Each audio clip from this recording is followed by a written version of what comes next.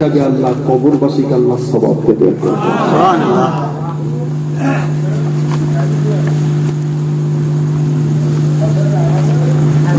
তাদের আওলাদ যখন তাদের কবর গুনাহ যখন জিয়ারত করবে, তাদের নামে সজদা সানি যখন করবে, তাদের আওলাদের আর কেঁদে কেঁদে বলবে, আল্লাহ আমাদের মা বাবার গুনাহগুলোকে মাফ করে দাও।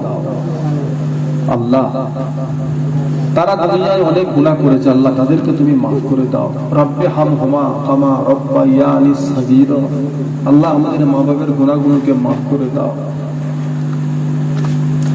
ওই রেখে যাওয়া সন্তানগুলো আল্লাহর কাছে কাকুতি মিনতি করে যখন দোয়াগুলো চাইতে থাকবে, আল্লাহ সন্তানদের দোয়াগুলোকে কবুল করবে আর মা বাবার জীবনের গুনাহগুলোকে আল্লাহ আস্তে আস্তে মাফ করতে থাকবেন। এই মাফ করতে করতে করতে করতে কিয়ামতে আল্লাহ তাদেরকে বেগুনাহ করে দাঁড় করিয়ে দেবে। নবী আদম আলাইহিস সালাম থেকে শুরু করে নবী ঈসা আলাইহিস সালাম পর্যন্ত কোন নবীর উম্মতের কবরে কোনো আযাব নাই। শুধু কবরে আযাব আছে আখিরি জামানার নবীর উম্মতদের। এর ভিতরে কি হিকমত আছে? কারণটা কি? অন্য নবীর উম্মতদের কবরে আযাব নাই কেন, আর আখিরি জামানার নবীর উম্মতের কবরে আযাবটা কেন? কিয়ামতের ময়দানে আখিরি জামানার নবীর উম্মতেরা অন্যান্য নবী আলাইহিস সালাম দিকের উম্মতদের সাক্ষী হিসেবে আল্লাহ দান করাবে। সাক্ষী কখনো আসামি হয় না। আমার কথা বুঝতে পারছেন? যিনি সাক্ষী দেবে সে কি আসামি হবে? সাক্ষীকে হতে হবে নিট অ্যান্ড ক্লিন, সাক্ষীকে হতে হবে পরিষ্কার। সাক্ষী কখনো পাগল হলে হয় না, সাক্ষী কখনো বাচ্চা হলে হয় না, সাক্ষীকে হতে হবে বুঝদার এবং পরিষ্কার। সাক্ষী যদি আসামি হয়ে যায় তাহলে সাক্ষী দেবে কি করে?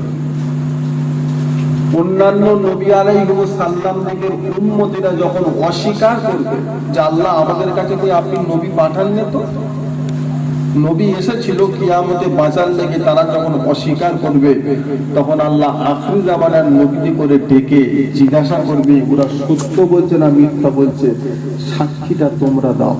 তখন আখিরি জামানার নবীর উম্মতেরাকে সাক্ষী দেবেন এই নিট অ্যান্ড ক্লিন। তারা যাতে কিয়ামতে গুনার বোঝায় মাথায় করে নিয়ে না ওঠে, সেজন্য আল্লাহ এদেরকে কবরে আযাব দিয়ে আল্লাহ কবরই আল্লাহ গুনাহটাকে মাফ করে দেবে। এটা হলো আখিরি জামানার নবীর উম্মতদের একটা বৈশিষ্ট্য। আমি চ্যালেঞ্জ, কোন আলেম উলামা মুফতি মুহাদ্দিস দেখাতে পারবে না যে অন্যান্য নবী আলাইহিস সালাম দিকের উম্মতদের কবরে আযাব হয় না। ওনাদের আল্লাহ কবরে আযাব দেন না, ওনাদের লেগে রেখে দিয়েছে একটা জায়গায়। আমাদের আযাব হবে।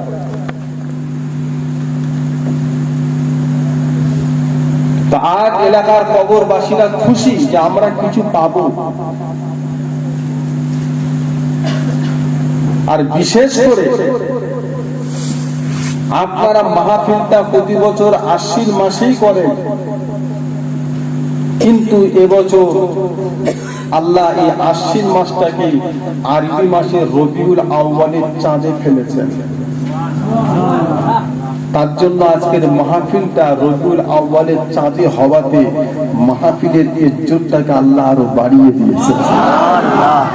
তার কারণ এই চাঁদ হলো আমার আল্লাহর কাছে বড় প্রিয়। সেজন্যই তো আল্লাহ এই চাঁদে আখিরি জামানার নবীকে আল্লাহ দুনিয়ার বুকে পাঠিয়েছিলেন। প্রত্যেকটা নবী আলাইহিস সালাম দিকের যুগে আল্লাহর নামের সাথে সেই নবীর নামের সাথে কলেমা ছিল। যেরকম আমাদের আছে কালেমায়ে তাইয়্যিবা, আল্লাহর নামের সাথে নবীর নাম নেই। আচ্ছা, লা ইলাহা ইল্লাল্লাহ, আদামু সফিউল্লাহ, আদামু রাসূলুল্লাহ নয়, আদামু লা ইলাহা ইল্লাল্লাহ, ইব্রাহিম খলিলুল্লাহ, রাসূলুল্লাহ নয়। কি আছে? লা ইলাহা ইল্লাল্লাহ, মুসা কালিমুল্লাহ। লা ইলাহা ইল্লাল্লাহ ঈসা রূহুল্লাহ, লা ইলাহা ইল্লাল্লাহ ইসমাঈল যাবিউল্লাহ, লা ইলাহা ইল্লাল্লাহ নূহ নজিবুল্লাহ। প্রত্যেকটা নবীর সাথে আল্লাহ নিজের নামকে জড়িয়ে আল্লাহ প্রত্যেকটা যুগেই কলেমা দিয়েছেন। রসুল কথাটা আল্লাহ কোন কলেমায় আল্লাহ উল্লেখ করেন। আখরি জামানার নবীকে আল্লাহ যেই কলেমা দিয়েছেন সেই কলেমাতে আল্লাহ বলেছেন লা ইলাহা ইল্লাল্লাহ মুহাম্মাদুর রাসূলুল্লাহ। আমার নবীর শেষে নামের শেষে রসুল কথাটা আল্লাহ যোগ করে দিয়েছে। শুধু রসুল আমার নবী নয়, রসুল আরো ছিল। নবী আদমও রসুল, নবী ইব্রাহিম আলাইহিস সালাম তিনি শুধু নবী নয়, তিনিও রসুল। কিন্তু নামের শেষে রসুল রাখেন। আমার নবীর নামের শেষে আল্লাহ রসুল কথাটা লিখেছেন। সেই নবীকে আল্লাহ পাক এই চাঁদের 12 রবিউল আউয়ালে শবে সাদেক দুনিয়ার বুকে আল্লাহ আগমন করিয়েছিলেন। সেই জন্য আজকে আমার নবীর রূহটাও বড় খুশ হয়ে আছে। আমরা দরুদ শরীফ পড়ছি, প্রত্যেকের জবানের দরুদ মদিনা শরীফে যাচ্ছে। আমরা তো দরুদ শরীফ পড়ি না। সাধারণ মানুষ জলসা মাহফিলে না বসলে কবার দরুদ শরীফ পড়ে। আর নামাজিরাও যে দরুদ শরীফ পড়েন, কখন পড়েন? নামাজে না পড়লে নয়, তাই আমরা পড়ে থাকি। কিন্তু একটা যে নবীর উপরে উম্মতের তরফ থেকে নবীর উপরে একটা যে হক, সেটা আমরা কজন করে থাকি বাবা?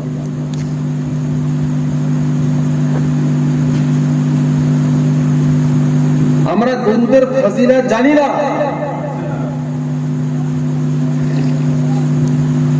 দরুদ সম্পর্কে আমাদের অত আইডিয়া নেই।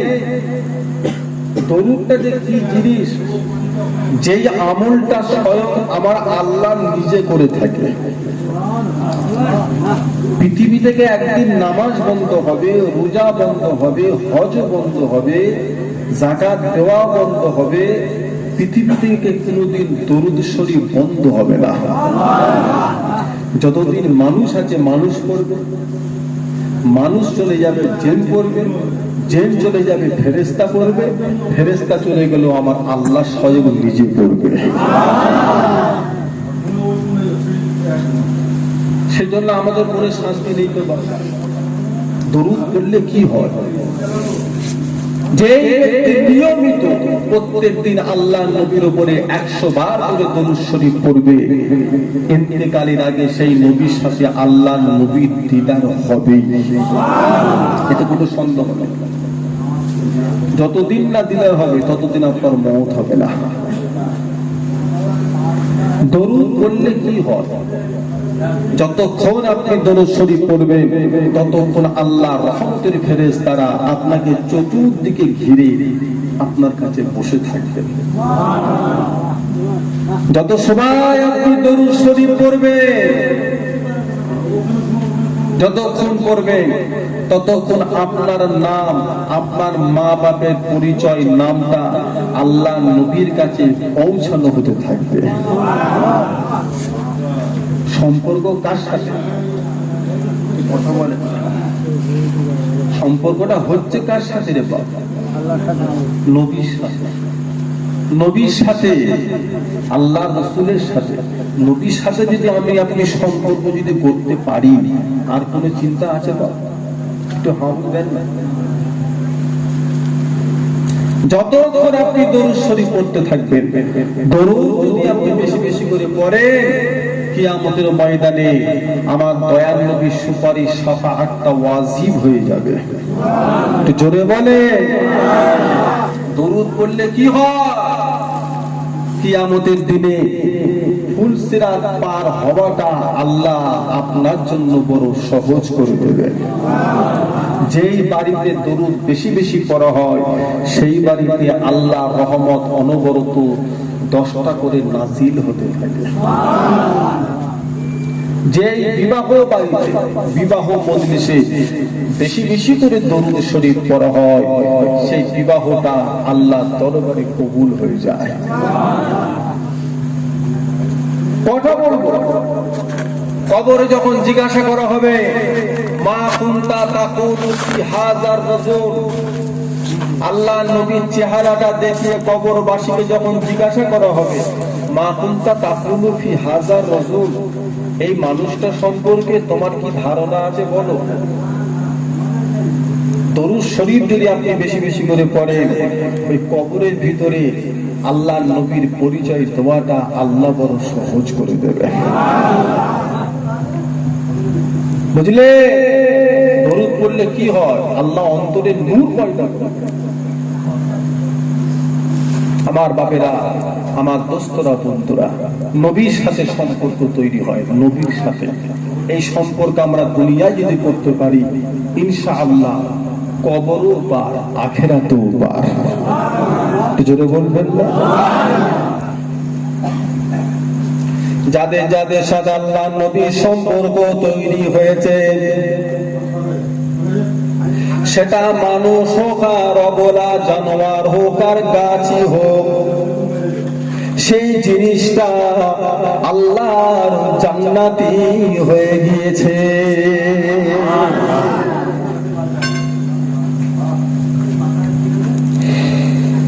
আল্লাহ নবীর সাথে সম্পর্ক হয়েছিল নাবাবি শরীফ। আল্লাহ নবী একটা খাজুর গাছের গোড়ায় হেলান দিয়ে আল্লাহ নবী খুতবা দিতেন।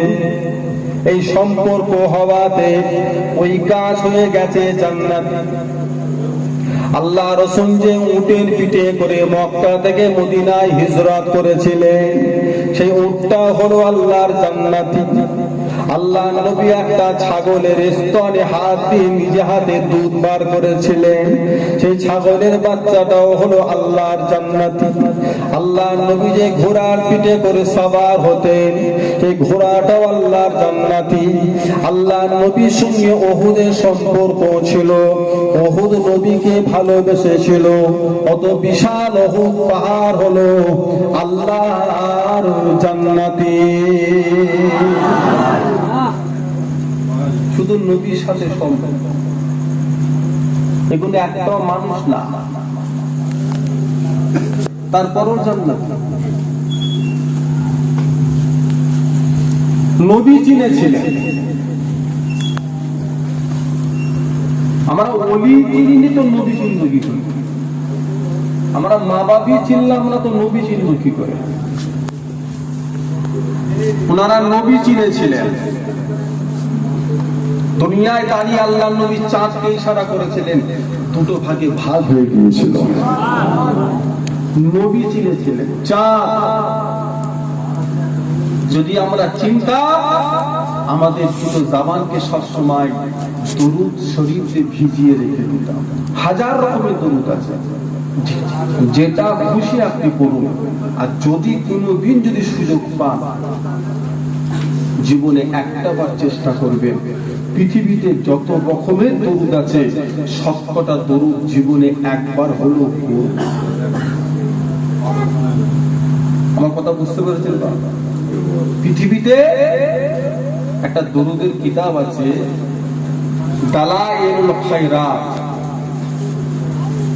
খায়রাত মানে হলো ভালো, আর দালাইল মানে হলো দলিল, ভালোর দলিল।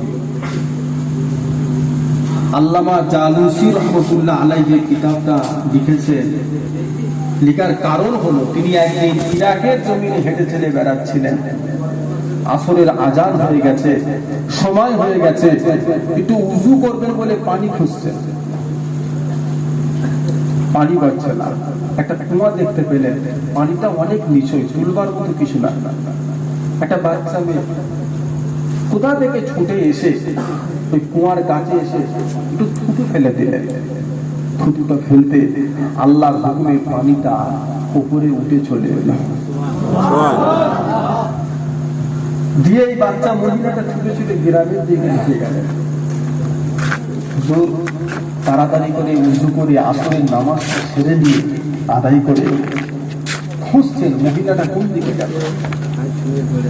গ্রামে ঢুকে এবাড়ি সেবাড়ি করে মহিলার বাড়ির পরিচয়টা পেলেন। ঘরের দরওয়াজার কাছে ডাকছেন, মা একবার বাইরে বেরিয়ে আসেন। কি এমন কাজ করলেন যে অত নিচের বাড়ি অত উঁচুতে চলে এলো? আপনি কি এমন ইবাদত করেন, কি আমল করেন, কি আমলের জন্য আল্লাহ পাক আপনাকে এই দরজাটা দিয়েছেন? একবার বাইরে বেরিয়ে আসেন। বাচ্চা মহিলাটা বাইরে আসে না। আল্লাহর ওলি মুহাদ্দিস আল্লামা জানুসি রাহমাতুল্লাহ আলাইহি আল্লাহ দোহাই দিলেন যে আল্লাহ দোহাই একবার বাইরে বেরিয়ে আসেন।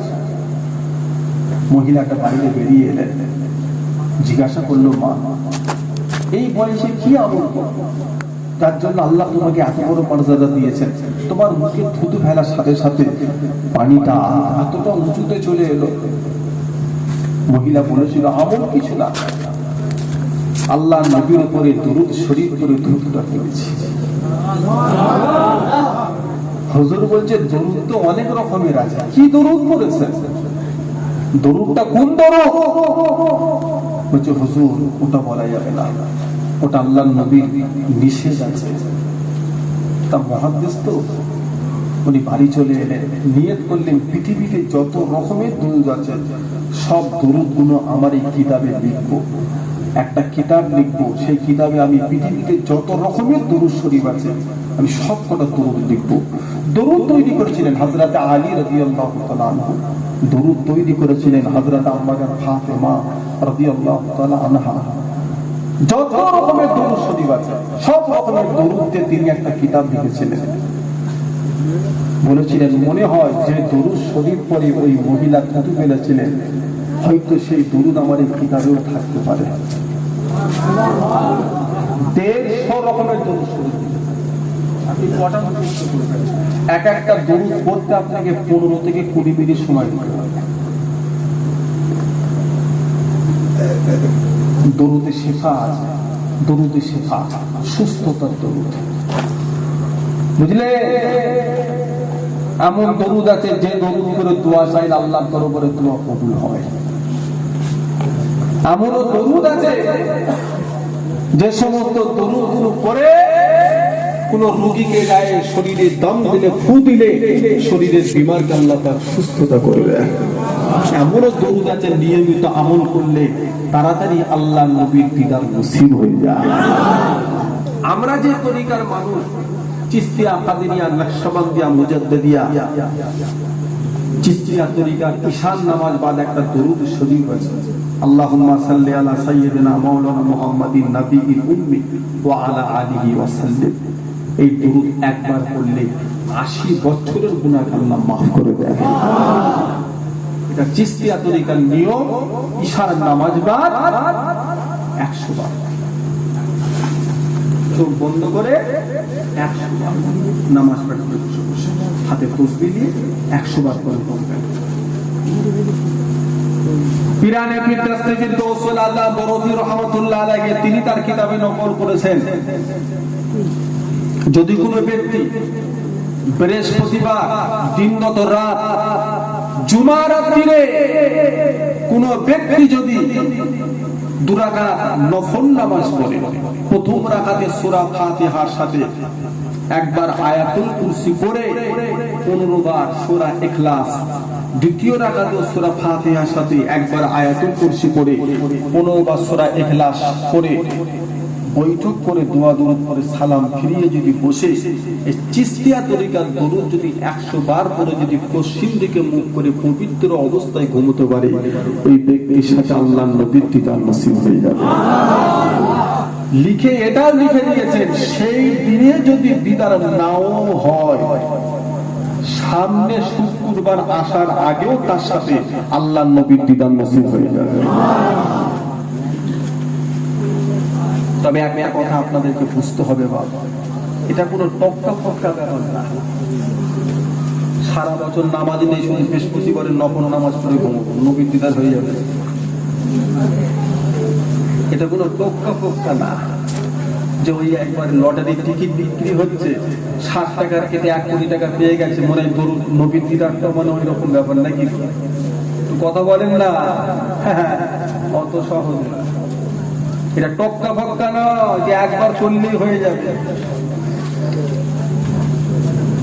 পাগলা হয়ে যেতে হয়। আল্লাহ নবীর দিদার পাগল হয়ে যেতে হয়, তাও কবরে জোটে না। একটা সুন্নতের বেখেলাফ আমল হলে আপনার সাথে আল্লাহ নবীর দিদার হওয়াটা জীবনেও কোনোদিন সম্ভব নয়। একটা সুন্নতের খেলাফ চলবে, ওই নামাজ ছাড়া তো ফরজ কাজ ছেড়ে দেন, সুন্নতের বেখেলাফ যদি একটা আমলও যদি আপনার হয়, আপনার সঙ্গে নবীর দিদার হবে না। 60 টাকার লটারি কেটে 1 কোটি টাকা পাওয়া সম্ভব, আরো কিছু টক্কা ফক্কা মিলে যেতে পারে, নবীর দিদার পাওয়া যাবে না। সমস্ত আমল করে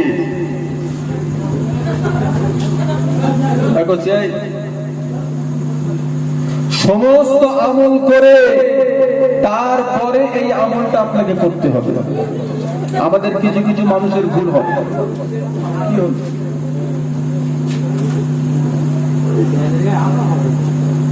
আমাদের কিছু কিছু ভুল হয়, আমার দাদা হুজুরের সিলসিলার মুরিদদের কিছু কিছু ভুল হয়।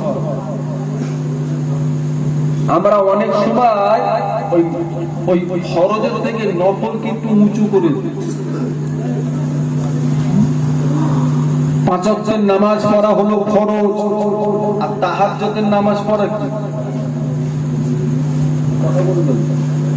তাহাজ্জুদের নামাজ সুন্নাত না, সুন্নাত। তাহাজ্জুদের নামাজ হলো, আচ্ছা বলেন তো বাবা, আমি সারাদিন কোনো নামাজ পড়বো না, আর রাতে বেলা বসে বসে পাবজি খেলি, তা একবার উঠে গিয়ে তাহাজ্জুদটা করেই খেলা শুরু করলাম, ফায়দা পাওয়া যাবে? ওই ফাঁকা মাঠের মধ্যখানে গিয়ে মোমবাতি জ্বালালে জলে, তা হাওয়াতেই নিভে যাবে। তাহলে মোমবাতি জ্বালাবার আগে কাজ আছে, চারদিকে ঘিরতে হবে। কথা বললো, হক হালালের পাঁচিল দিতে হবে কি হবে না? ফরজের পাঁচিল দাও, সুন্নতের পাঁচিল দাও, হক হালালের পাঁচিল দাও, খাওয়া দাওয়ার ঠিকঠাকের পাঁচিল দাও, ইনকামের ঠিকঠাকের পাঁচিল দাও, নিজের জবানটাকে লাগামটাকে ঠিক করো। সবদিকে পাঁচিল ঠিকঠাক দিয়ে যদি মোমবাতি জ্বালায়, আর এইদিকে হারাম চলছে, এইদিকে গালাগালি চলছে, এইদিকে তাসের আড্ডা চলছে, ওদিকে ক্লাবে চলছে, ওইখানে কিরাম কোটে মুভি চলছে, এখানে গান চলছে, ফেসবুক চলছে, সব চলছে, আর শুধু মন গেল উঠে তাহাজ্জুদ করে পাবজি খেলা শুরু হয়ে যাবে, তাই হবে? দরকার নেই।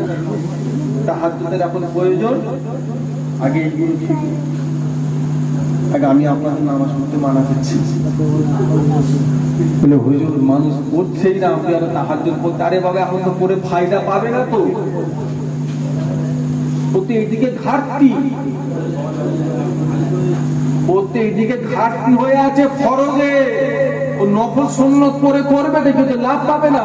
হ্যাঁ, এই সর্বদিক যদি পরিপূর্ণ থাকে, সর্বদিক যদি ঠিক থাকে, ফরজ ঠিক আছে, সুন্নাত ঠিক আছে, ওয়াজিব ঠিক আছে, খাওয়া দাওয়া ঠিক আছে, কথাবার্তা ঠিক আছে, পর্দা পুশিদা ঠিক আছে, নিজের জবান ঠিক আছে, পবিত্র পাক আছে, তারপরে যদি তাহাজ্জুদ করে ফায়দা পাবে কি পাবে না?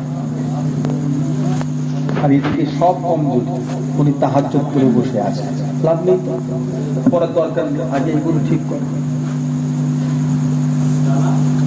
আপনি অবশ্যই পাবেন নবীর দিদার, তবে ওটাকে টক্কা ফক্কা মনে করবেন না যে একবার পড়ি ফিরি হয়তো পেয়ে যাব, ওটা অন্য কিছু হতে পারে, নবীর দিদারটা হবে না।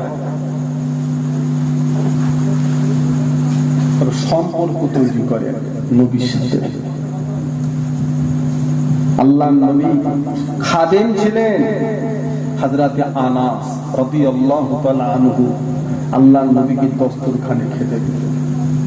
আল্লাহ নবী ওই দস্তরখানে হাত মুছে উঠে চলে যেতেন, হযরতে আনাস রাদিয়াল্লাহু তাআলা আনহু কোনদিন ওই দস্তরখানকে পানি দিয়ে ধরলে দস্তরখানটা নিয়ে গিয়ে আগুন জ্বালিয়ে আগুনে ফেলে দিতেন, যত রকমের ময়লা থাকতো পুড়ে যেত, দস্তরখান নিট অ্যান্ড ক্লিন পরিষ্কার হয়ে তিনি আগুন থেকে বার করে নিতেন, এতটুকু পুড়ে যেত না। জোরে বলুন না।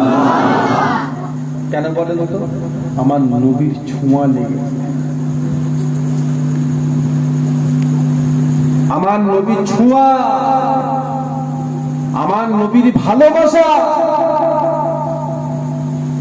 আল্লাহ রাসূলকে ভালোবাসলেন উহুদ পাহাড়। নবী যখন মদিনার বাইরে যেতেন উহুদ পাহাড় রাস্তার দিকে তাকিয়ে থাকতো, নবী কখন আসবে, নবী কখন আসবে, নবী কখন আসবে। উহুদ পাহাড় রাস্তার দিকে তাকিয়ে থাকতো। আল্লাহ রাসূল যখন সফর করে যখন মদিনায় ঢুকতেন, আমার নবী উহুদকে দেখতেন, উহুদ আমার নবীকে দেখতেন। একদিন আল্লাহ রাসূল ওই উহুদের পাশ দিয়ে রাস্তা দিয়ে না গিয়ে অন্য রাস্তা দিয়ে আল্লাহ রাসূল মদিনায় ঢুকছেন। জিবরাইল ফেরেশতা হাজির হয়ে গেলেন, ইয়া রাসূলুল্লাহ, হাবিবাল্লাহ, হুজুর আপনি এটা কি করছেন? কেন? আপনি অন্য রাস্তা দিয়ে মদিনায় ঢুকছেন আর সেখানে আপনার উহুদ আপনার মহব্বতে কাঁদছে, যেটা বলবেন না? সে আপনাকে দেখতে পাচ্ছে না, তার মন খারাপ, আপনি চলেন। আমার আপনার নবী, দয়ার নবী, নূর নবী, সাহাবা হুজুরদেরকে নিয়ে রাস্তা পথ পরিবর্তন করে নিলেন। ও ভাইরা, আল্লাহ রাসূল রাস্তা পরিবর্তন করে উহুদের পাশ আল্লাহর নবী মদিনা শরীফে প্রবেশ করতে লাগলেন। মদিনা শরীফে প্রবেশ করার সময় উহুদের কাছাকাছি হয়ে আল্লাহ রাসূল দাঁড়িয়ে গেলেন। আল্লাহ নবী দাঁড়িয়ে গিয়ে বললেন, বাবা সাহাবারা, এটা হলো উহুদ, এটা হলো উহুদ। আমি নবী উহুদকে বড় ভালোবাসি, উহুদ আমায় বড় ভালোবাসে। এই উহুদ পাহাড়টা হলো আল্লাহর জান্নাতি পাহাড়। শুধু নবীর ভালোবাসা, এই মাসটা হলো নবীর ভালোবাসার মাস। এই মাসে নবীর নামে সালাম করবে, একা একা পড়বে, মসজিদের কোণে দাঁড়িয়ে, বাড়িতে গিয়ে ফজরের নামাজ পড়ে একটু নবীর সাথে সালাম করে পাঠাবে। এই মাসে একটু বেশি বেশি করে নবীর উপরে দরুদ শরীফ পড়বে। আমার আপনার নবী, দয়াল নবী, নববী শরীফে যখন খুতবা দিতেন, খাজুরের গাছে একটা কুড়ি ছিল। আল্লাহ নবী যখন একটু ক্লান্ত হয়ে যেতেন, ওই গাছের গোড়াতে আল্লাহ নবী একটু হেলান দিতেন। মরা গাছ, শুকনো গাছ। সাহাবা হুজুরেরা আল্লাহ নবীর চেহারাটা ঠিক দেখতে পারতেন না। অনেক সাহাবা, একটা সাহাবা নিয়ত করলেন, সেই যদি নবীকে একটা যদি মেম্বার তৈরি করে দিই, একটু উঁচু মুচু হবে, আল্লাহ নবী যদি তার উপরে দাঁড়ায়, আমরা নবীর চেহারাটা সবাই দেখতে পাবো।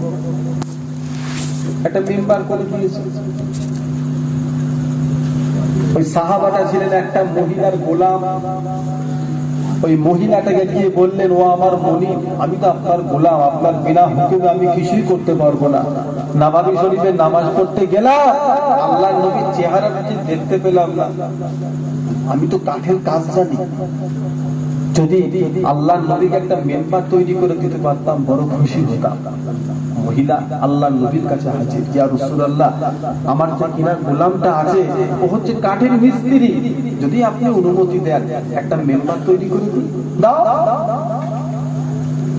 পরের জুম্মায় ওই সাহাবাটা একটা মেম্বার তৈরি করে নববী শরীফে হাজির। আল্লাহ রাসূল বললেন, ওই যে খাজুরের গাছটা গোড়া, খাজুরের গাছের গুড়িটা শুকনো, ওর পাশটায় গিয়ে রাখো, পাশটায় গিয়ে রেখে দিয়েছে। আল্লাহ নবী উঠে দাঁড়িয়ে খুতবা দিচ্ছেন। আহা, সাহাবারা সব বসে আছে, দেখছি বাচ্চা ছেলের মতো কান্নার আওয়াজ। কি কাঁদে? বাচ্চা ছেলের মতো কাঁদছে। সাহাবারা সব গুনগুন গুনগুন করে কাঁদছে। আল্লাহ বলে কে কাঁদে? সাহাবারা লক্ষ্য করলেন শুকনো খাজুরের গাছের গুড়িটা মানুষের বাচ্চা ছেলের মতো কাঁদছে। জোরে বলুন না, জোরে হবে না। নবী চিনেছিলেন। আমার আপনার নবী, দয়ার নবী খাজুরের গাছের গুড়িটাকে ডাকলেন, এদিকে আয়। কেন তুই কাঁদিস, কি হয়েছে? ওই গাছের গুড়িটার নাম ছিল উস্তুনে হান্নানা। আল্লাহ নবী বলে, কেন তুই কাঁদিস, কি ব্যাপার? খাজুরের গাছের গুড়িটার জবান খুলে গেল। খাজুরের গাছের গুড়িটা কেঁদে কেঁদে বলেছিল, ইয়া রাসূলুল্লাহ, হাবিবাল্লাহ, আপনার সাহাবী আপনাকে একটা মিম্বার তৈরি করে দিয়েছে, সেই জন্য আজ থেকে আপনি মিম্বারে দাঁড়িয়ে খুতবা দিচ্ছেন। এতদিন আপনি খুতবা দিতেন, আমার গায়ে গা ঠেকে আমার মনটা বড় খুশি হতো, আমি বড় আনন্দিত হতাম, আমার মনটা বড় শান্তি পেত। দিন দুনিয়ার বাদশাহ আমার গায়ে হেলান দিয়ে খুতবা দেয়, ইয়া রাসূলুল্লাহ, হাবিবাল্লাহ, হুজুর আজকে আপনি মিম্বারে দাঁড়িয়ে দাঁড়িয়ে খুতবা দেবেন, আর আমার সাথে কোনো সম্পর্ক নাই, সেই জন্য আমার কষ্ট হয়। খাজুরের গাছের গুড়ি, আমরা তো নবীর সুন্নতকে সুন্নতই মনে করি না, তাচ্ছিল্য করি, ছোট করি।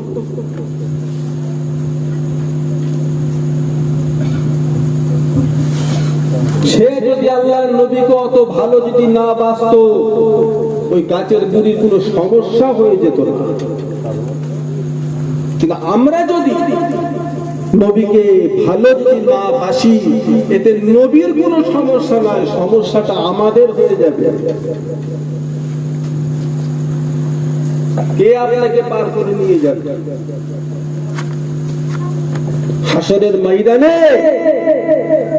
মুনতাজির হয়ে কে দাঁড়িয়ে থাকবে? মুনতাজির মানে হলো অপেক্ষাকারী। সেটা কে? আমাদের নবী উম্মতের জন্য শাফাআতের অপেক্ষাকারী হয়ে থাকবেন। জোরে বলুন না। নবীর মাস এটা। হুজুর আমি আপনাকে বড় ভালোবাসি, আপনি আজকে আমাকে সরিয়ে দিয়ে আপনি মেম্বারে দাঁড়িয়ে খুতবা দিচ্ছেন। নবী বললেন, তুই কি চাস, কি চাস? হুজুর আমি আপনাকে বড় ভালোবাসি। নবী বলে, যা, আমি তোর জন্য দোয়া করে দিচ্ছি। আজকে দুনিয়াতে তুই শুকনো হয়ে আছিস, তুই আমার সাথে জান্নাতেও থাকবি। শুকনো না, তাজা হয়ে যাবি। তোর এই গাছে ফল হবে, আর আল্লাহর জান্নাতি মেহমানেরা সেই ফল পেরে পেরে খাবে, আমিও খাবো। শুধু তাই না, সেই জান্নাতের ভিতরে আমি নবী যখন আমার সাহাবাদের নিয়ে, আমার উম্মতদের নিয়ে ওয়াজ করব, সেখানেও আমি তোর গায়ে গা ঠেকে হেলান দিয়েই ওয়াজ করব। জোরে বলুন না।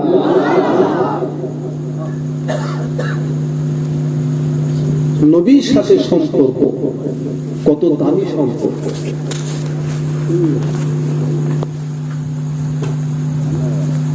দোয়া জানেন না তো কি হয়েছে? হুজুর আমরা বেশি দোয়া জানি না, শিকার চেষ্টা তো করেই না, আর বেশি জানারও দরকার নেই। যতটুকু জানে আলহামদুলিল্লাহ, অতটুকু নিয়ে খুশি হন, অতটুকু নিয়ে খুশি হন। আলেম হওয়াটা তো আপনার জন্য ফরজ নয়। 30 পারা কুরআন শরীফ মুখস্থ করাটা তো আপনার জন্য ফরজ নয়। ওটা আল্লাহ যাকে দিয়েছেন সে হয়েছে আলহামদুলিল্লাহ, যে আপনাকেও হতে হবে না। তবে ইলম শিক্ষা করাটা হলো ফরজ। আলেম হওয়া ফরজ নয়, কিন্তু ইলম শিক্ষা করাটা হলো ফরজ। যতটুকু না করলে নয় ততটুকু শিক্ষা করাটা হলো ফরজ। যতটুকু শিখেছেন আলহামদুলিল্লাহ, সেই মোতাবেকই চলুন।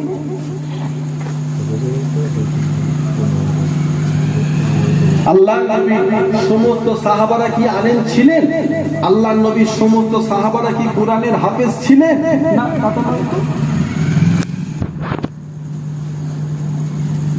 জিবরাইল ফেরেশতা আল্লাহ নবীর দরবারে হাজির হলেন।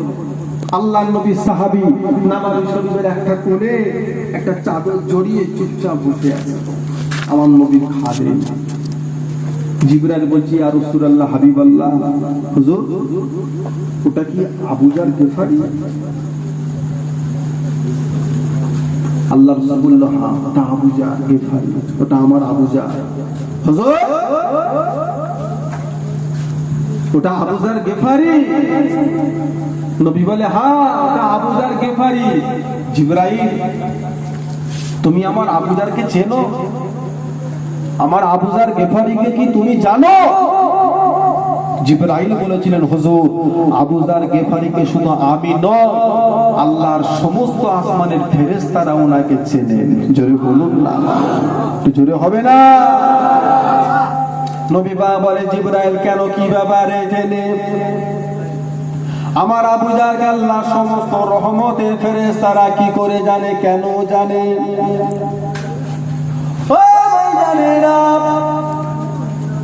হযরত জিবরাইল ফেরেশতা জবাব দিয়েছিলেন, ইয়া রাসূলুল্লাহ, ইয়া হাবিবাল্লাহ, দুটো কারণে জানে। এক নাম্বার কারণ হলো আপনার আবু জার নিজেকে এত ছোট মনে করে, আপনার আবু জার মনে মনে ভাবে আল্লাহ জাহান্নাম তৈরি করেছে শুধু আমার জন্য। আমার মতো গুনাহগার মনে হয় পৃথিবীতে আর কেউ নাই। যদি জাহান্নামায় যেতেই হয় শুধু আমি আবু জারই মনে হয় জাহান্নামায় যাব। আমার কথা বুঝতে পারছেন? বিরক্ত হচ্ছে? কত ছোট নবীর সাহাবা, নবীর সাহাবা। একটা সেকেন্ড যেই ব্যক্তি ঈমান অবস্থায় নবীকে দেখেছে সেই ব্যক্তিটা আল্লাহর জান্নাতি। একটু জোরে বলবেন না? এক ওয়াক্তের নামাজ পড়েনি, একবারও আল্লাহর নামে জিকিরও করেনি, একবারও নবীর উপরে দরুদ শরীফও পড়েনি, একটাও ইসলামের একটা সামান্য পরিমাণ হুকুমও মানেনি, শুধু নবীর হাতে হাত রেখে কলেমা পড়েছে, জিহাদে গেছে, শহীদ হয়ে গেছে। এক ওয়াক্তের নামাজও পড়েননি, সেও আল্লাহর জান্নাতি, সেও সাহাবা। আর আবু জার গিফারি সব সময় ভাবতেন আমি মনে হয় জাহান্নামী, আমি মনে হয় জাহান্নামী।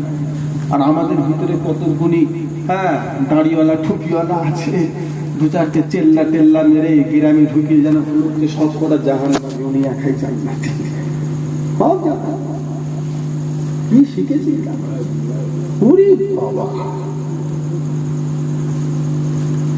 দু চারটে চেল্লা মেরে গ্রামে ঢুকে এমন ভাত দিচ্ছে যেন সব কটা জাহান্নামী আর উনি একা। পিশাব করা দোয়া জানি কি রে? উঁচু করার দোয়া জানি?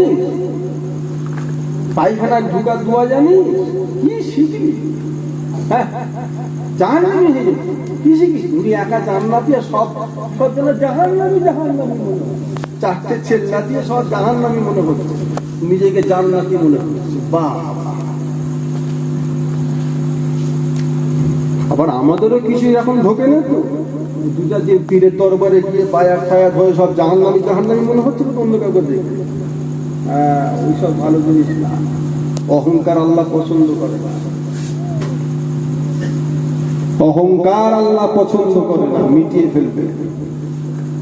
বুখারী শরীফের হাদিস, পতিতা বেশ্যা মহিলা সারা জীবন নোংরা কাজ করে গেছে, শেষ জীবনে এসে একটা ভালো কাজ করেছে। কি কাজ? একটা কুকুরকে শুধু পানি খাইয়েছে, তার ওসিলায় ওই বেশ্যা মহিলাটাও আল্লাহর জান্নাতি হয়ে গিয়েছে। তুমি কাকে জাহান্নামী মনে করছো? বিয়া রাস্তা দিয়ে যাচ্ছে, নোংরা খানায় যাচ্ছে, দেখতে একটা পুকুর, পানির পিপাসায় তার জিভটা ঝুলে গেছে, কুয়ার কাছে গিয়ে সেটার ভাষায় পানি পানি করছে। মহিলাটা দেখে একটু জলে দয়া চলে এসেছে, পায়ের মোজাটা খুলেছে।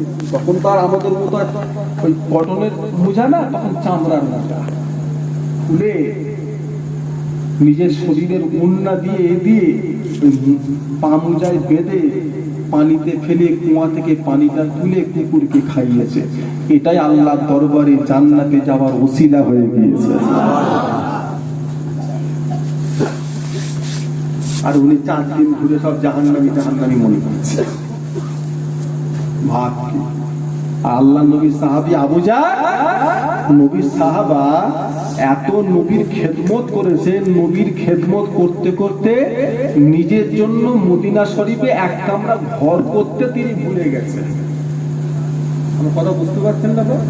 যে আমার একটা যে লাইফ আছে, আমার একটা যে জীবন আছে, নবীর পরে আমার কি হবে, আমি কোথায় থাকবো, কি হবে, একটা আমরা ঘর করি, কিছু একটা ব্যাংক ব্যালেন্স করি, কিছু জমা করি, এই চিন্তা আবু জারের মাথায় ছিল না। সারাটা জীবন শুধু নবীর খেদমত। ইয়া রাসূলুল্লাহ, ইয়া হাবিবাল্লাহ, আল্লাহর সমস্ত ফেরেশতারা আবু জারকে জানে। প্রথম নম্বর কারণ হলো, আপনার আবু জার সবসময় মনে করে, সে মনে হয় জাহান্নামী হয়ে যাবে।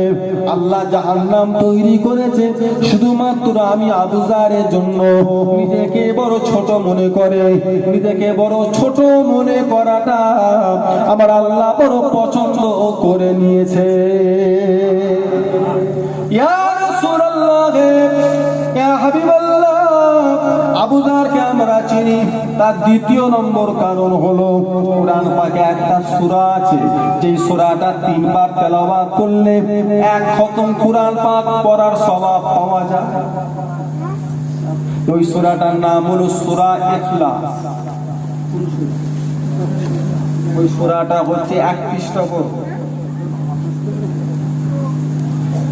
সবার মুখস্থ নেই? সূরা ইখলাস যদি মুখস্থ না থাকে, তাহলে ভাঙরের মুসলমানদের আর কি বলা যাবে?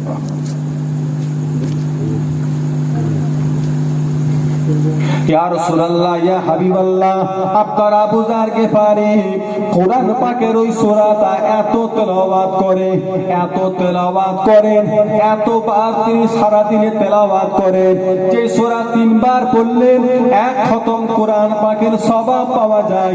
ওই সূরা আবু জার এত বেশি তেলাওয়াত করেছেন, তেলাওয়াত করার জন্য আল্লাহ পাক ওনার নামায়ে আমালে এত কোরআন পাক খতমের সওয়াব লিখে দিয়েছেন। ওই পরিমাণ সওয়াব আপনার অন্য কোন সাহাবার জিন্দেগিতে অত কোরআন খতমের সওয়াব আর লেখা হয় না।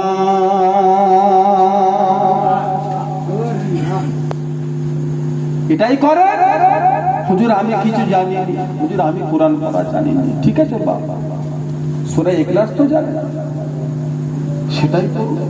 জীবনটাকে নষ্ট করা যায়, কাজে লাগাতে হবে। যেটা জানেন সেইটাই করে, যেটা জানেন সেইটাই করে। আমাদের ছেলেরা তো দুয়ায়ে কুনুত মুখস্থ করা মানে জানে চাঁদ থেকে ঘুরে আসা কঠিন। চাঁদে যাওয়া যেমন কঠিন, দুয়ায়ে কুনুত মুখস্থ করা তেমন কঠিন। এরা সেটা জানে। ঠিক আছে, 100 বছরে 95 জন জানে না। এরা মনে করে দুয়ায়ে কুনুত মুখস্থ করা মানে চাঁদে যাওয়া। ভুল বকছি বা? জীবনটাকে কাজে লাগা। ঘটকপুকুর বাজারে দোকান আছে, কাঠালিয়া বাজারে দোকান আছে, মিষ্টির দোকান হোক আর সবজির দোকান হোক আর মুদিখানা হোক না কেন, যাই হোক না কেন, সকাল 8টায় দোকান খোলে আর রাত 10টায় দোকান বন্ধ করে। রাত 10টায় দোকান বন্ধ করার সময় দোকানের মালিকটা একবার খাতা কলমটা হাতে নিয়ে হিসাব করে, সারাদিনে ক টাকার বেচা কিনা করেছি, কত টাকা লাভ হলো আর কি লস হলো, কত টাকা পাইকারি মাল কিনেছি, কত টাকা লাভ হলো। এটা কম বেশি প্রতিটা দোকানদারি করে থাকে। যে দোকানদার দোকান বন্ধ করার সময় হিসাব করে আসবে না, সেই দোকানদার বরকত কিন্তু বুঝতে পারবে না। হিসাব করতে হবে, হিসাব করতে হবে আপনাকে। ওখানে গাফিলতি করলে হবে না। সে খাতা বাড়িতে এনে করে না, দোকান বন্ধ করার সময় করে। হিসাব যদি না করে বরকত বুঝতে পারবে, ক টাকা আমি লাভ হয়েছে, লস হয়েছে, কি হয়েছে না হয়েছে।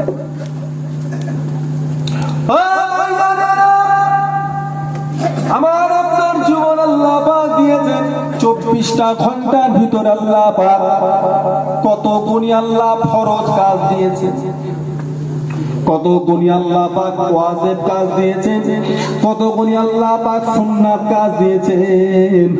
আল্লাহ কত গুণী ইবাদত দিয়েছেন। আল্লাহ 24টা ঘন্টার ভিতরে কিছু কাজ করতে বলেছেন, কিছু কাজ করতে আল্লাহ পাক নিষেধ করেছেন। ও ভাইজানেরা, এই কাজ কামের ভিতরে 24টা ঘন্টার ভিতরে আল্লাহর কতটা হুকুম পালন করলাম, কি করলাম না করলাম, এটাও আমাদের হিসাবের প্রয়োজন আছে। সেই জন্য রাতে ঘুমাবার সময় বালিশে মাথা যখন দেবেন তখন আপনি হিসাব করবেন, সকাল 8টায় ঘুম থেকে উঠেছি, কি কি কাজ করেছি। জোহরের নামাজ পড়ি, ফজরের নামাজ পড়া হয়নি, সারাদিনে 5 বার দরুদ পড়া হয়নি, আসরের নামাজ ওটাও হলো না, মাগরিবের নামাজটা পড়েছি, ইশার নামাজ ওটাও হলো না। আর কি ভালো কাজ করেছি, 4-5টা লোককে সালাম দিয়েছি। আর কি কাজ করেছি, 20টা টাকা এতিম গরিবদের করে দান খায়রাত করেছি। আর কি করেছি, আর কিছু করি নাই। খারাপ কাজ কি কি করেছি, 2 ঘন্টা মোবাইলে খারাপ খারাপ ভিডিও দেখেছি, 8 ঘন্টা ক্লাবে বসে আড্ডা দিয়েছি, 2 ঘন্টা তাস খেলেছি, আর 5 ঘন্টা 2 ঘন্টা 2.5 ঘন্টা চায়ের দোকানে বসে বসে গিবত গিল্লা করেছি। এই রকম করে বালিশে মাথা দিয়ে আপনার আমারও কিন্তু হিসাবের প্রয়োজন আছে। এই হিসাব যতদিন না আপনি করতে পারবেন, যতদিন ঘুমাবার আগে হিসাব না করবেন, ততদিন আপনি ভালো আল্লাহ পাকের বান্দা হতে পারবেন না। এই হিসাব আমাদেরও করতে হবে। দোকানদার যেমন হিসেব করে, আমাদেরও হিসাবের দরকার।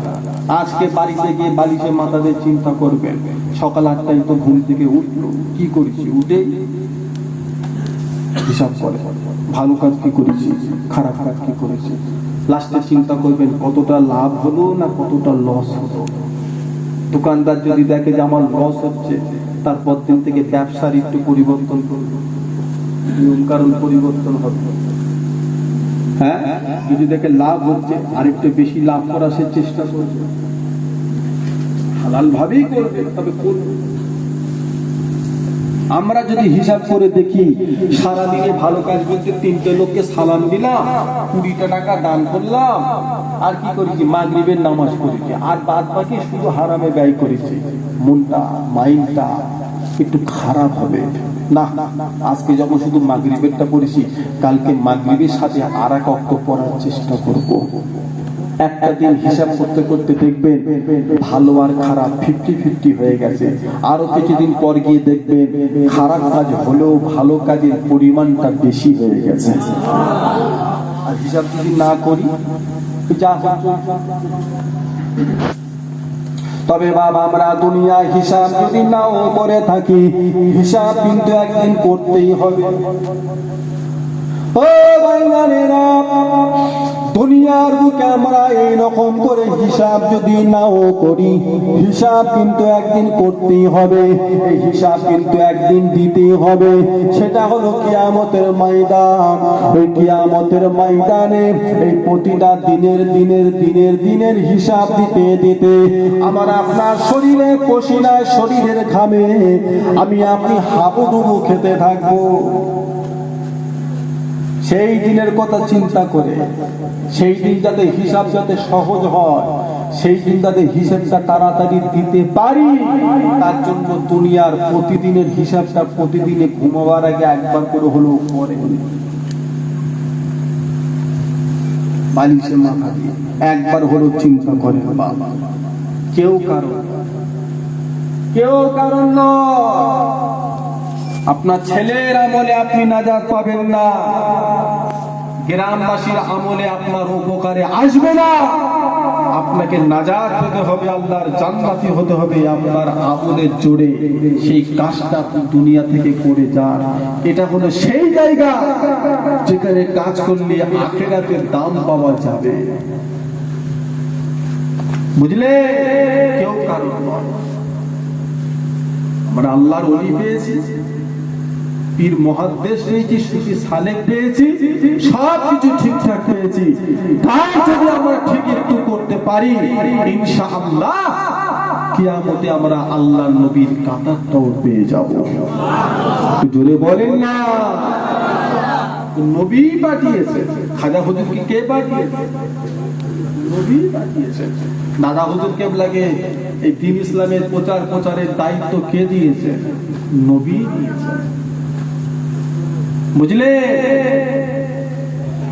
নবীর সাথে সম্পর্ক রেখে খাজুর গাছ জান্নাতি হয়ে গেল, নবীর সাথে সম্পর্ক রেখে বহুত পাহাড়ও জান্নাতি হয়ে গেল, নবীর সাথে সম্পর্ক রেখে আর ঘোড়াও জান্নাতি হয়ে গেল, নবীর সাথে সম্পর্ক রেখে উটও জান্নাতি হয়ে গেল।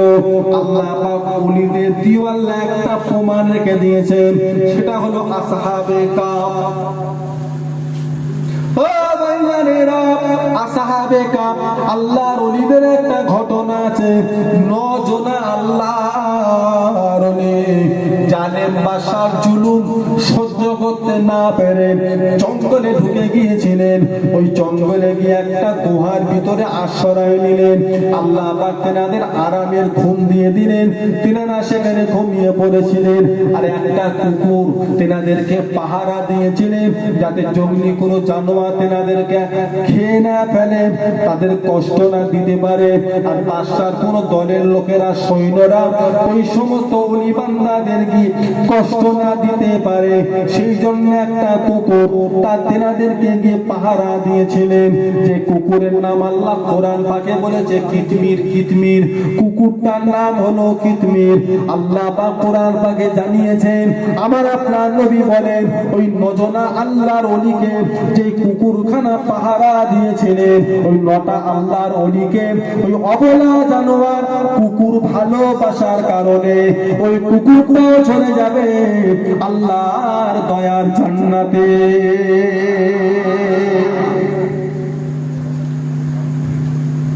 কুকুর একটা প্রমাণ আল্লাহ রেখে দিয়েছেন কোরআন হাদিসে। শুধু নবী নয়, নবী তো আছে, ওলিকেও যদি আমরা ভালোবাসতে পারি, মহব্বত যদি করতে পারি, ওলির মহব্বতে একটা কুকুরও জান্নাতি হয়ে গেছে, হয়ে যাবে। তোমরাও যদি পারো, তোমরাও চলে যাবে আল্লাহর দয়ার জান্নাতে। জোরে বলুন না, জোরে হবে না। অনেকে বলবে হুজুর কুকুর যাবে জান্নাতে। হ্যাঁ, কুকুর যাবে জান্নাতে। তবে আল্লাহ ওই কুকুরকে যখন জান্নাতে দেবেন, তখন ওই সূরাত আল্লাহ কুকুর রাখবে না, আল্লাহ একটা হালাল পশুর সূরাত করে দেবেন। জোরে বলুন আমার দরুদ শরীফ আল্লাহুম্মা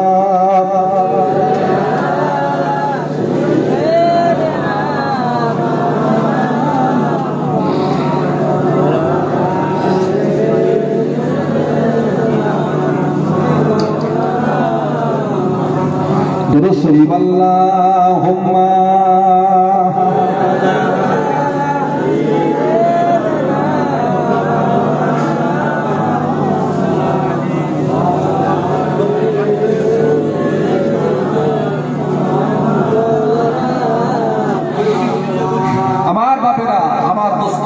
বন্ধুরা ভাইজানেরা, আমরা নবী পেয়েছি, আমরা আল্লাহর ওলিও পেয়েছি, পাইনি তা নয় বাবা, অনেক দূরে তাও না, কাছাকাছি, বুঝলে? একটা নয়, আমরা শত শত আল্লাহর ওলি পেয়েছি, যদি বলুন না, শত শত আল্লাহর ওলি পেয়েছি। এই তো ঘরের পাশে আছে, আর সন্দেহ আছে নাকি? সে যে যা পারে করবে, যে চাদরটাই দেখে যাক, যে ফুলটাই দেখে যাক, যে শেষদাই দেখে যাক, ও আমরা দেখতে যাবো না। আমরা দূরে দাঁড়াবো, আমরা হুজুরকে মহব্বত করবো, ভালোবাসবো, আমরা হুজুরের ওসিলা দিয়ে আল্লাহর কাছে দোয়া চাইবো, আমরা সেখানে গিয়ে দোয়া চাইবো, সেখানে গিয়ে আমরা নামাজ কালাম করবো, সময় থাকলে একটু কোরআন পাঠ করবো, সময় পেলে একটু বসে বসে একটু দোয়া দরুদ করবো, জিকির ফিকির করবো, দরুদ শরীফ পড়বো, আর আসার সময় একটু ওনার ওসিলা দিয়ে আল্লাহর কাছে দোয়া আছে, আমরা চলে আসবো। আমরা হুজুরকে জান দিয়ে মন দিয়ে ভালোবাসবো। আমরা ভাঙরের মানুষ, আমরা ভাঙরে যখন মারা যাব, ভাঙরের মাটিতে আমাদের মাজার হবে, কবর হবে, আর আল্লাহর ওলিও ভাঙরের জমিনে শুয়ে আছে। কিয়ামতে যখন আমরা উঠবো, আল্লাহর ওলির সাথেই আমরা কবর থেকে উঠবো। জোরে বলেন না। ভালোবাসবেন, মহব্বত করবেন, পিয়ার করবেন, দূরে দূরে থাকবেন, বেশি কাছাকাছি ভালো না। দূরে থাকলে আদর ঠিক থাকে, কাছাকাছি হলে বিয়া পায়ে পা লেগে যাবে। হ্যাঁ, একটু দূরে দূরে থাকবেন, বেশি কাছাকাছি হওয়া ভালো না। তবে বিয়া যাবে নয়, কে কি করছে দেখতে যাবে, আর জ্ঞান দিতেও যাবেন না, ওটা আপনার জন্য জরুরি না। আমরাই দিতে যাই না, আপনারা দিতে যাবেন। আমরা জিয়ারত করি কত লোক শেষ হয়ে যায়, আমরা জিয়ারত করি কত লোক ফুল যায়, আমরা মুখ খুলি না। ওদের ইমাম আছে, ওদের নেতা আছে, ওদের আলেম আছে, ওরা সেখান থেকে শিক্ষা পেয়েছে না, দেয় কেন? নিশ্চয়ই કોઈ শিক্ষা দিয়েছে ওদের। আমাদের পীর মুর্শিদ মুজাদ্দিদুল জামান আলা হযরত দাদা হুজুর কেবলা আমাদেরকে শিক্ষা দেন নাই, আমরা করব না, আমরা দেব না। আমাদের যে শিক্ষা দিয়েছে আমরা সেই নিয়মেই আমরা জিয়ারত করি। হয়ে গেল, ঝগড়া কিসের, ঝামেলা কিসের, কিচ্ছু না, ছেড়ে দেন। আমার বাবেরা, আমার দোস্তরা, বন্ধুরা, বক্তা ইতি করলাম বাবা, সকলে একটু আসুন। আজকে আমাদের পাক এই মাহফিল থেকে আল্লাহ আমাদের নবী, দয়াল নবী শানে সকলে মিলে একটু সালামের নজরানা। ইয়া নবী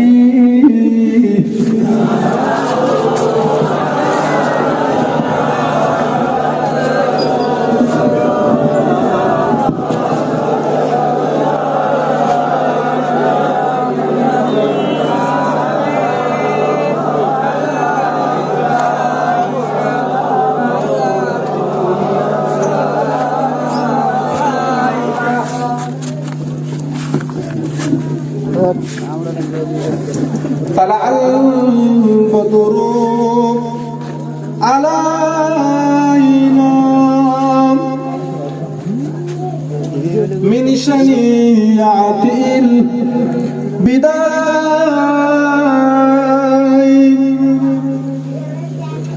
وجب الشكر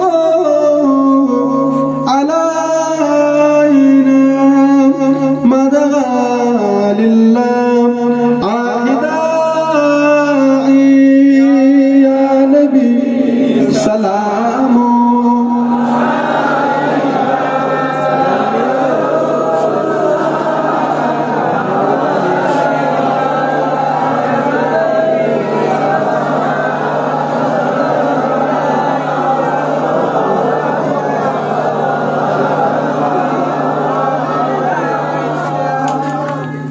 কঠিন হাসরের দিনে কি আছে মোদের কপালে, গুনাহগার উম্মত আছি বলে লইবেন আপন করে। ইয়া নবী সালাম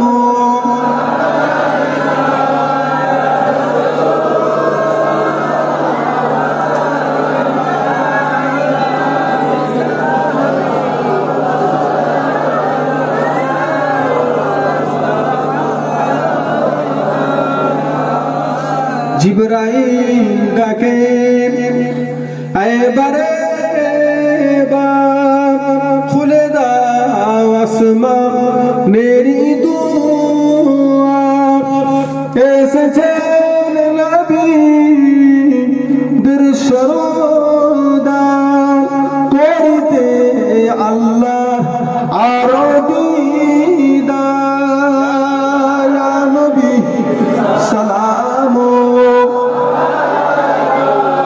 या रसूल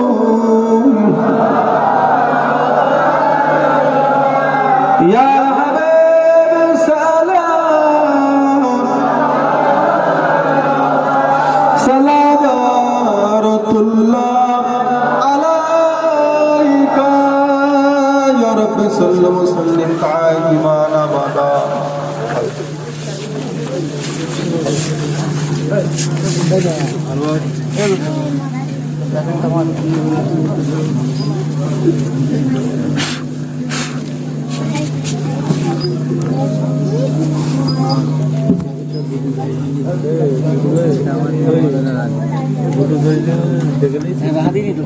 फलकलहुल्लाह बिकमालिही कशफत बिजमालिही हसनत जमीउ खसालिही सल्लु अलैहि व आलिही दुरूद शरीफ अल्लाहुम्मा